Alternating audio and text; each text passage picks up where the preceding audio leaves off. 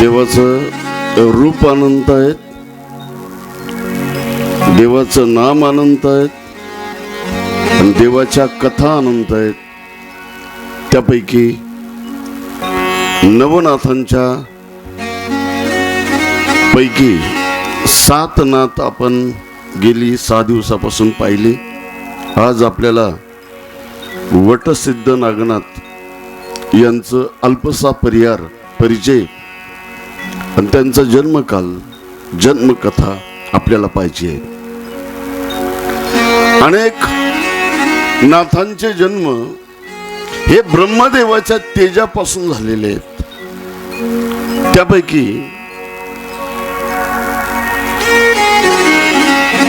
काही तेज जमिनीवरती येता तक्षक नावाचा सर्प आणि त्या सर्पाची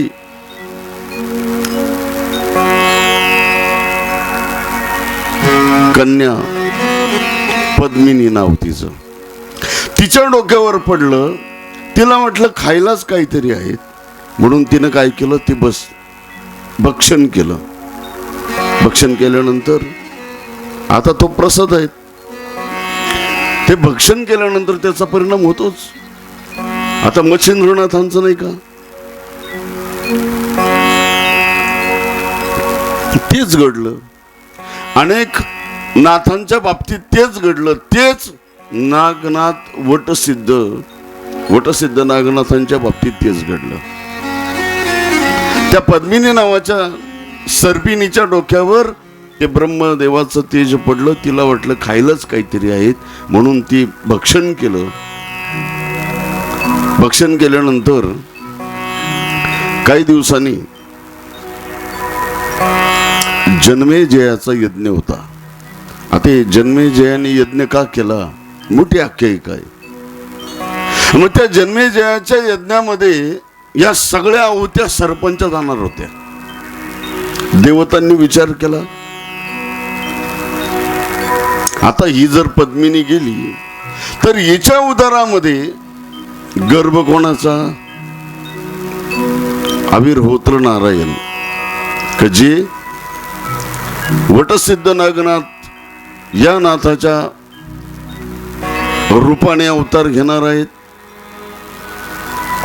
आता हिला जर वाचवलं नाही तर अवतार होणार नाही. आता हिला वाचवलं पाहिजे, म्हणून त्या साधूंनी, ऋषींनी, देवतांनी त्या पद्मिनी नावाच्या सर्पिणीला लपून ठेवलं. लपून कुठं, एक वडाचं झाड बघितलं आणि वडाच्या बुंद्यामध्ये तिला ठेवलं. बरेच दिवस झाले, 9 महिने पूर्ण झाले. काय असेल त्यांच्या जातीमध्ये किती दिवसाचं अंतर असेल, पूर्ण दिवस झाले आणि त्या सर्पिणीने त्या बुंद्यामध्ये वडाच्या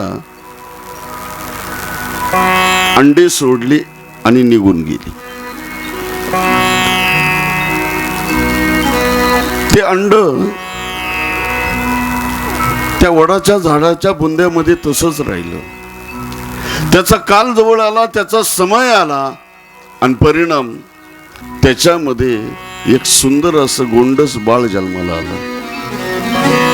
गोंडस बाळ जन्माला आल्याबरोबर, बाळ जन्माला आल्यावर काय करतं, पहिलं काय करतं, मोबाईल पाहत. कस काय मोबाईल पाहत, रडत. काय करत, का रडतो, ऐकलं कधी आपण रडण्याची कारण माहितीये का? आमचे कबीर महाराज म्हणतात, जब हम पैदा हुए, कबीर महाराज काय म्हणतात, जब हम पैदा हुए जग हसे हम रोए. आपण जन्माला आल्यामुळे घरातले लोक आनंदित होतात, हसतात. जो जन्माला येतो तो काय करतो, रडतो. घरातले का बरं हसतात, पुत्र संतती प्राप्त झाली, आनंद होतो. आणि ती जन्माला येतं ना, ते का रडतं माहिती का? इथून माग तेच केलं. जन्माला आलो, वावर नांगरले, कांदे पिकवले, त्याला भाव नाही.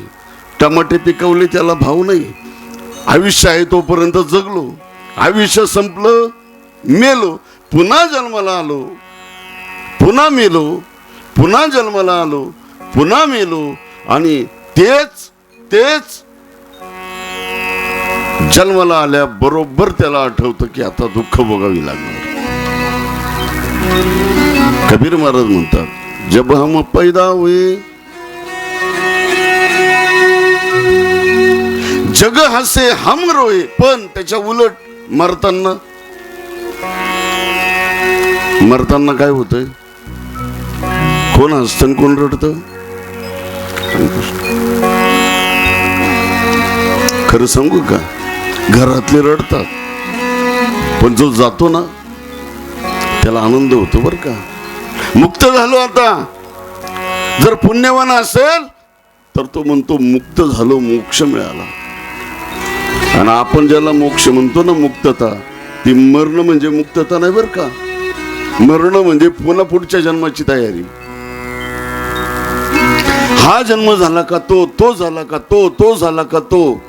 मरण म्हणजे मुक्तता नाही. मरणाची मुक्तता फक्त नास्तिकांनी मांडलेली आहे. देह तोची देव, देह तेची देव, सोड द्या.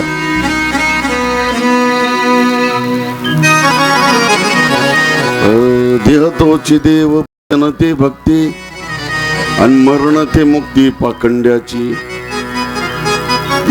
मेल्यानंतर त्याला मुक्ती मानणारा तो वर्ग आहे. म्हणून जन्माला आल्याबरोबर मुलगा रडतो का, तर या संसारातलं दुःख त्याला दिसते.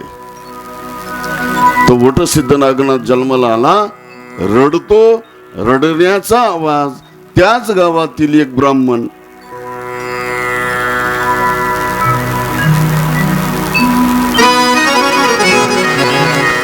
कोश धर्म त्याचं नाव, तो एक आपली उपजीविका म्हणून वडाची पानं, सागाची पानं तोडायचा, त्याच्या पत्रवळ्या बनवायचा. ब्राह्मण विद्वान, पण तारखा नाही. आज काय, जे विद्वान आहेत त्यांना तारखा नाही, आणि ज्यांचा हरिपाठ नाही ते घरी नाही. हेच चालू आहेत आता.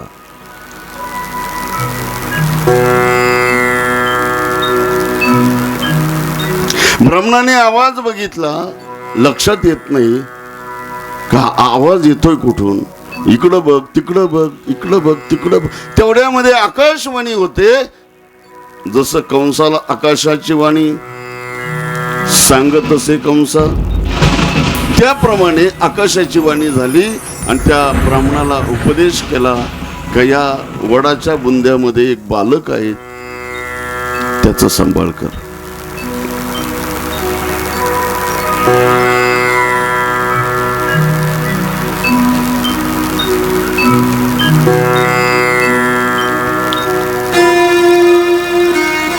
तुझं कल्याण होईल, तुझ्या कुळाचं कल्याण होईल. 7 पिढ्या उद्धारून जातील. कारण स्वतः आविर्होत्री नारायण तुझ्या कुळामध्ये राहण्याचा योग. आणि मग असं वर्णन केलं जातं. त्याला घेऊन तो ब्राह्मण घरी जातो. घरी गेल्यानंतर त्याला लहानाचं मोठं करतो, त्याला वेदशास्त्र संपन्न बनवतो. आणि मग तो ब्राह्मण पूजा पाठ करायचा. पण मुलगा खूप हुशार बरं. अतिशय अशा छोट्या छोट्या मुलांबरोबर खेळ पण खेळायचा आणि अभ्यास पण करायचा. एक दिवस त्याने असं केलं,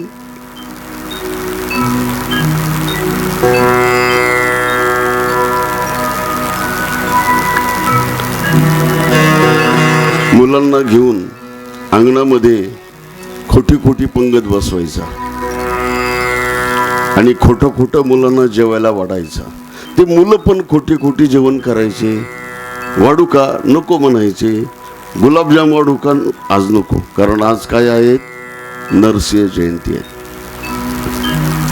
एक दिवस त्या मार्गाने भगवान दत्तात्रय चालले असताना भगवत दत्तात्रयाने तो प्रसंग पाहिला आणि मनामध्ये विचार आला, आपणही जावं, बघावं या मुलांचा काय खेळ नक्की चालू आहेत. आणि म्हणून भगवान दत्तात्रयाने वेश पालटला.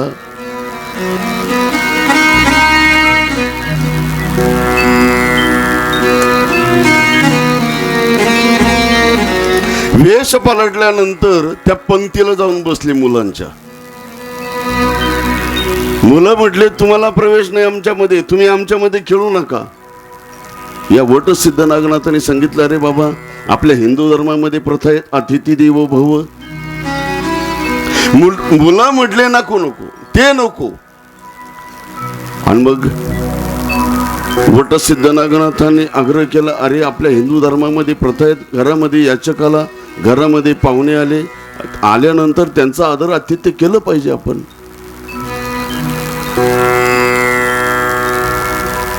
म्हटले मग. आणि मग नागनाथांचं ऐकलं. भगवान दत्तात्रय पंक्तीला बसले, प्रसन्न झाले आणि त्या नागनाथांना एक मंत्र दिला.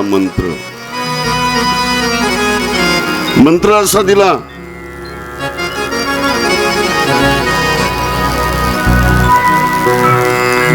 ज्या वेळेला मनामध्ये स्मरण कराल त्यावेळेला तुम्हाला वाटेल तो पदार्थ तयार होईल.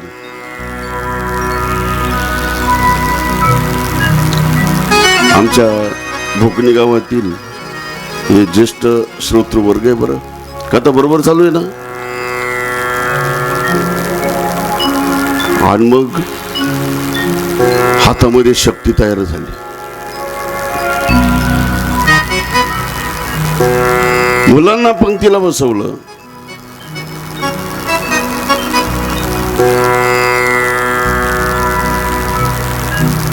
पंक्तीला बसवल्यानंतर खरोखरचं जेवण. आजपर्यंत जेवण कोणतं होतं? खोटं. आज खरं. सगळी गावातली मुलं, सगळी गावातली माणसं जेवायला. काय झालं? कथा पहिली आपली, सगळ्या मागल्या कथा डोक्यामध्ये डोकवतात. जवळजवळ सर्व नवनाथांचं चरित्र थोडं थोडं सारखं आहे. कधी कधी लिंग बिघडून जाते.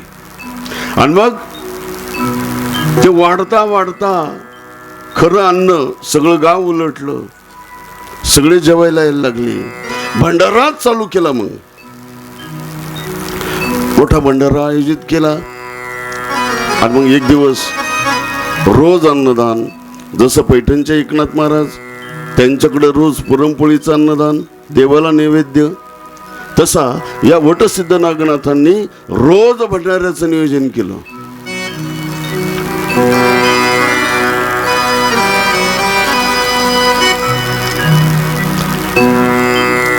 रोज घरी जेवायला माणसं, रोज घरी अन्नदान. आणि मग एक दिवस प्रसंग असा घडला,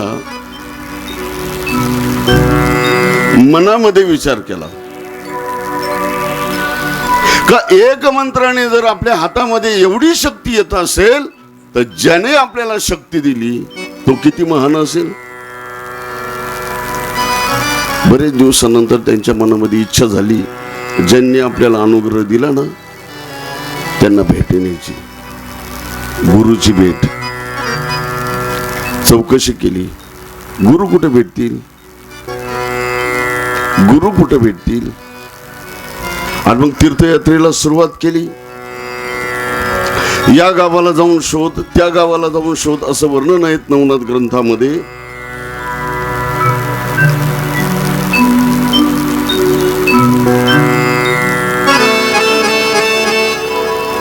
सर्वत्र शोधलं आणि शोधत शोधत त्यांच्या एक गोष्ट लक्षात आली का कोल्हापुरामध्ये भगवान दत्तात्रय भिक्षा मागितल्याशिवाय अन्न ग्रहण करत. आणि मग हे वटसिद्ध नागनाथ कोल्हापुराला गेले. आणि तिथं गेल्यानंतर चौकशी केली. म्हटले भगवान दत्तात्रय भिक्षे करता इथे येतात, पण ते सामान्य रूपामध्ये राहतात, ते कोणाच्या लक्षामध्ये येत नाही. लक्षामध्ये जर आले असते तर देवाचं दर्शन सगळ्यांना घडलं असतं का नाही? देव एवढा सोपा आहे. चतुरातो शिरोमणी, गुणलावण्याची खाणी. तुम्ही ऐकलेलं असेल पण एकदा सांगतो ऐका. त्या पैठणला देवाची कावड पडल्याशिवाय एकनाथ महाराजांचा तो पाण्याचा रांजण भरत नाही. बरोबर ना? एका माणसाने विचार केला, देवाची कावड जर पडत असेल तर आपल्याला देवाचं दर्शन करायचं. पण त्यांनी कधी हरिपाठ वाचला नाही, कधी दान धर्म केला नाही, कधी पुण्यकर्म केलं नाही. देव एवढा सोपा आहे का हो? भेटेल का कोणाला पण? नाही. देव कोणाच्या अंगात येईल का? देव कोणाच्या अंगात येतो? ज्याच्याजवळ साधन आहेत, ज्याच्याजवळ तप आहेत. अंगात प्रत्येकाच्याच आहेत पण प्रगट नाही, जागृत नाही. देव कोणालाही दर्शन नाही देत. पण याने विचार केला देवाचं दर्शन करायचं. मग कावड तर देवाची पडते ना, आपण असं करू, पहाटेच पहिल्या कावडीपासून तर शेवटच्या कावडीपर्यंत सर्वांचं दर्शन करायचं. आणि त्याच्यामध्ये देवाची कावड कुठंतरी सापडेल आणि त्याच्या पण पाया पडायचं. गेला पैठणला, पहिल्या कावडीला हजर झाला. गावातलाच होता तो. पहाटेच पहिल्या कावडीला हजर झाला. हजर झाल्यानंतर पहिल्या कावडीपासून जे दर्शनाला लागला, जो येईल त्याच्या पाया पडू लागला. दुपार झाली, पाणी प्यायला सुद्धा बाहेर गेला. त्याने विचार केला, शेवटच्या कावडीपर्यंत पाणी नको, जेवण नको, पण मला देवाचं दर्शन झालं पाहिजे. देवाने काय केलं माहितीये का? त्याच्या बायकोचं रूप घेतलं. कावड घेतली, आली कावड घेऊन. घामाघूम झालेलं दर्शन करून करून बायको समोरून आल्यानंतर तिला विचारलं, तुझं काय काम इथं? आता आलीस तर जा पटकन मध्ये. तो काय तिच्या पाया पडला? घरी पडत असेल पण तिथं नाही पडला. जा मधी म्हटल्यानंतर ती मधी गेली आणि तिच्या पाठीमागून येणाऱ्यांच्या सगळ्यांच्या पाया पडला. शेवटची कावड पडली, शेवटच्या कावडीवाल्याच्या पाया पडला. एवढा आनंद झाला, रांजण भरला. आनंदाच्या भरामध्ये उड्या मारत मारत घरी आला. घरी बायकोला आनंदाने सांगू लागला. म्हटले, काय झालं? काय झालं? काय?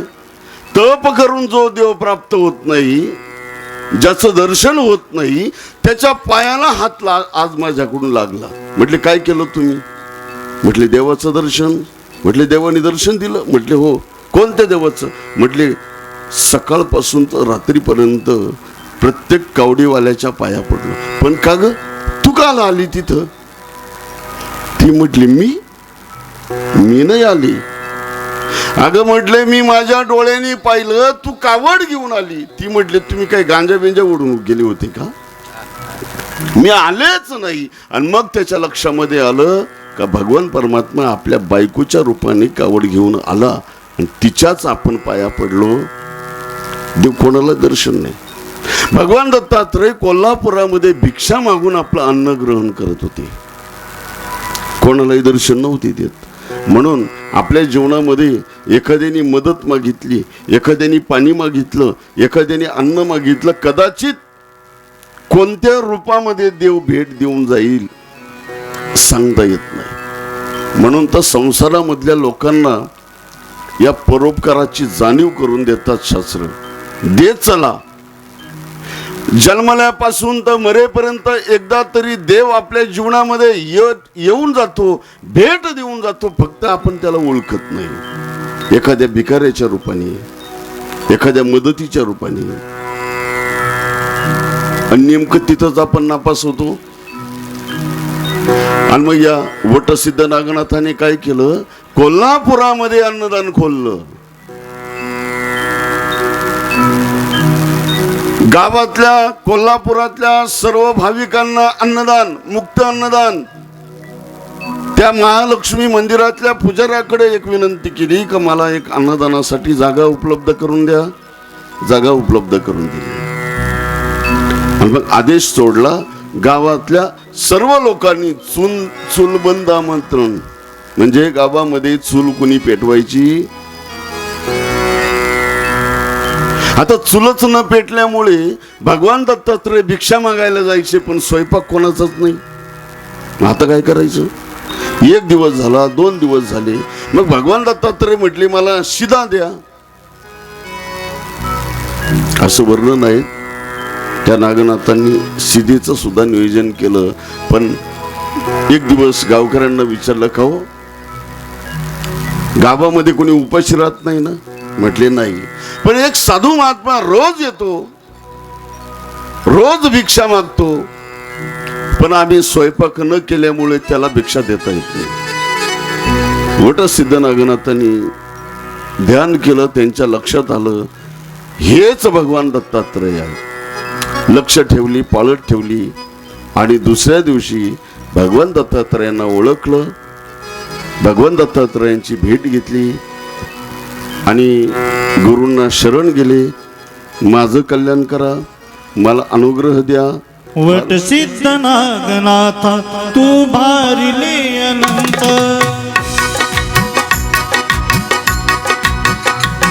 वट सिद्ध नागनाथा तू भारिले अनंत, वट सिद्ध नागनाथा तू भारिले अनंत, वट सिद्ध नागनाथा तू भारिले अनंत, वट सिद्ध नागनाथा तू भारिले अनंत.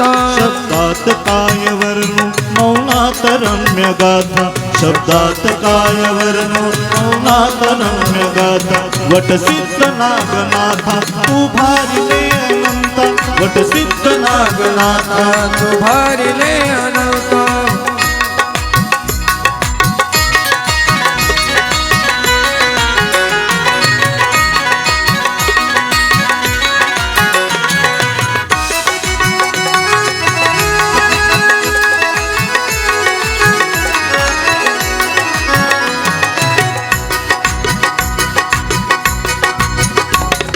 होत रूप आले कोटी भुजंग वंश, होत रूप आले कोटी भुजंग वंश, यज्ञान सर्पसत्र वट शोधिला दिलासा, यज्ञात सर्पसत्र वट शोधिला दिलासा.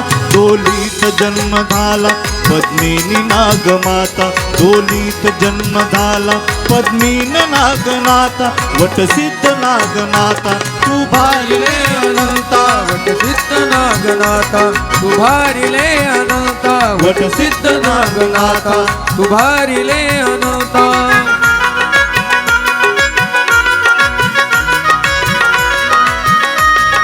हरि बोल.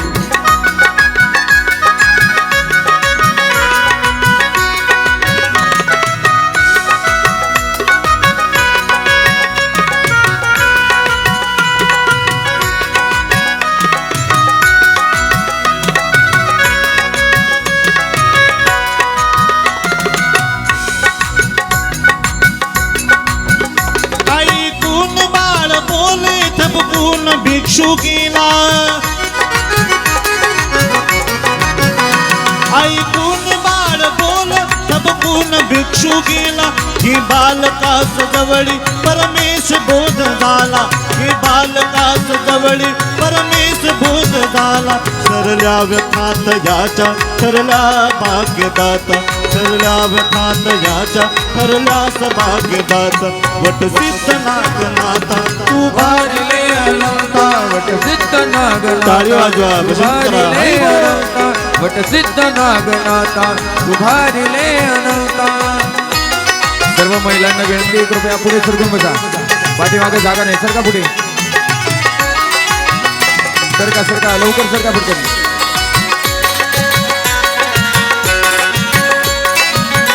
हरि बोल.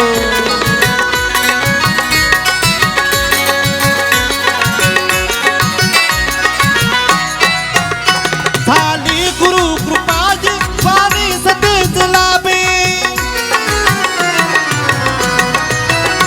झाली गुरु कृपाजी स्वामी सतेज लाभे, भागीरथी भागीरथी किनारी हे अन्न छत्र शोभे भागीरथी किनारी ते अन्न छत्र शोभे येईल दत्त म्हणून आतुर शिष्य होता येईल दत्त म्हणून आतुर शिष्य होता वट